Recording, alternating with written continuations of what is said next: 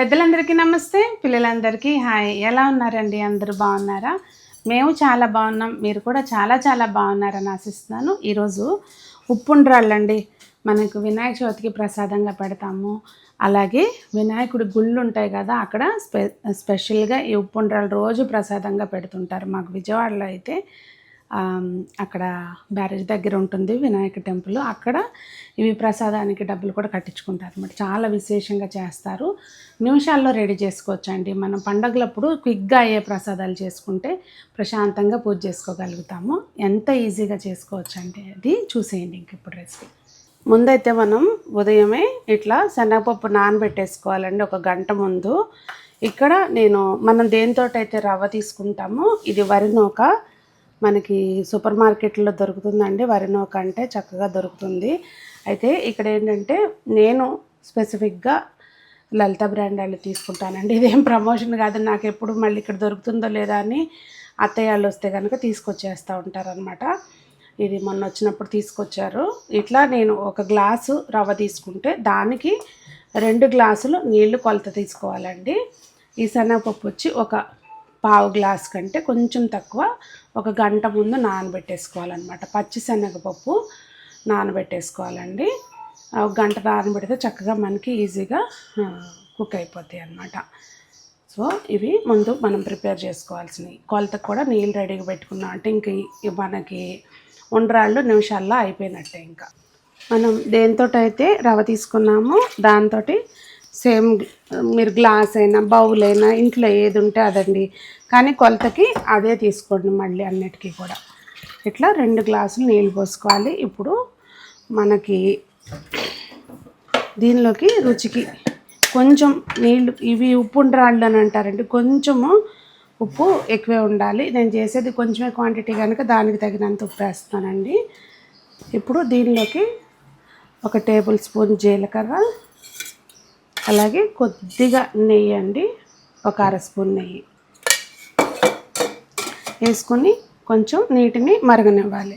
అయితే 2 గ్లాసులు చెప్పాను కదండి, 2 గ్లాసుల మీద జస్ట్ ఇదిగోండి కొంచెం ఒక పావు గ్లాస్ కంటే కూడా తక్కువ నీళ్ళు మళ్ళీ పోసుకోండి. ఇది ఎందుకంటే మనం శనగపప్పు వేసినాక ఒక 1 మినిట్ అట్లా ఉడకనిస్తాము. ఆ వార అది ఉడికితే మళ్ళీ నీళ్ళు తగ్గుతాయి కనుక కొంచెం పోసుకోవాలి అంతే. నీళ్ళు ఇలా మరుగుతున్నప్పుడు మనం నానబెట్టుకున్న పచ్చిశనగపప్పుని ఇందులోకి వేసేసుకోవాలండి. వేసేసిన తర్వాత ఉడుకు పట్టినాక 1 నిమిషం పాటు ఇవి ఉడకనివ్వాలి. ఇవ్వండి చక్కగా అట్లా ఒక 1 మినిట్ పాటు ఉడికిన తర్వాత మనం కొలిసి పెట్టుకున్న రవ్వని చక్కగా ఇందులో వేసేసుకొని ఉండలు లేకుండా ఒకసారి కలిపేసుకొని అలా మూత పెట్టేసామంటే కరెక్ట్గా మనకు ఉడికిపోయి ఉంటుందండి. మధ్యలో ఒకసారి కలుపుకుంటూ ఉంటే చక్కగా మనకి రెడీ అయిపోతాయి. తర్వాత నెక్స్ట్ ప్రాసెస్ ఏంటనేది చూపిస్తాను. ఇదిగోండి ఇట్లా దగ్గర పడిన తర్వాత మనం గ్యాస్ ఆఫ్ చేసేసుకోవాలి. ఆఫ్ చేసుకుని మూత పెట్టి ఉంచాలండి, లేదంటే ఇట్లా పొడారిపోయినట్టు అయిపోతుంది. మన చెయ్యి వేడి తగినంత వేడి పట్టుకునేటట్టుగా కాసేపు దీన్ని అలా ఆరనివ్వాలండి. ఇప్పుడు కొంచెం నెయ్యి కానీ లేదు అంటే నూనె కానీ, నూనె కాదులేండి నెయ్యితోటి చక్కగా అట్లా మనకు నచ్చిన సైజులో ఉండలు చేసేసుకుని పెట్టుకోవాలి.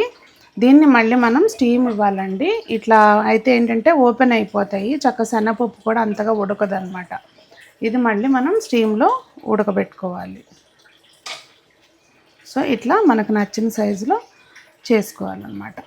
ఇదిగోండి చక్కగా అన్నీ ఇట్లా మనం ఉండలు చుట్టేసుకున్న తర్వాత ఆవిరి మీద ఒక 15 నిమిషాల పాటు ఉడికించుకోవాలండి. కుక్కర్లో వాటర్ పోసి ఇవి పెట్టేసినాకే ఇది విజిల్ పెట్టుకోకుండా ఒక 15 నిమిషాలు పెట్టుకోవాలి. లేదంటే ఒక కడాయిలో కానీ మీకు ఎట్లా వీలుంటే అట్లా ఆవిరిలో ఒక 15 నిమిషాల పాటు ఉడికించుకోవాలన్నమాట.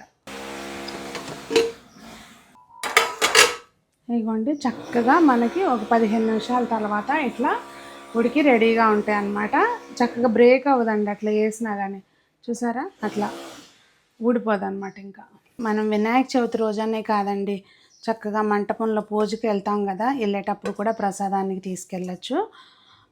చక్కగా సర్వ్ చేసుకోవడానికి కానివ్వండి అన్నిటికీ చాలా బాగుంటుంది. అలాగే మనం ఎప్పుడైనా ఇంట్లో కూడా చేసుకోవచ్చు అండి. ఆరోగ్యానికి కూడా చాలా మంచిది. హెల్దీ ఫుడ్ అని చెప్పొచ్చు. మన ప్రసాదాలు కానీ ఏవైనా ట్రెడిషనల్గా ఉండేవన్నీ కూడా ఆరోగ్యానికి కూడా చాలా మంచిగా ఉంటాయండి.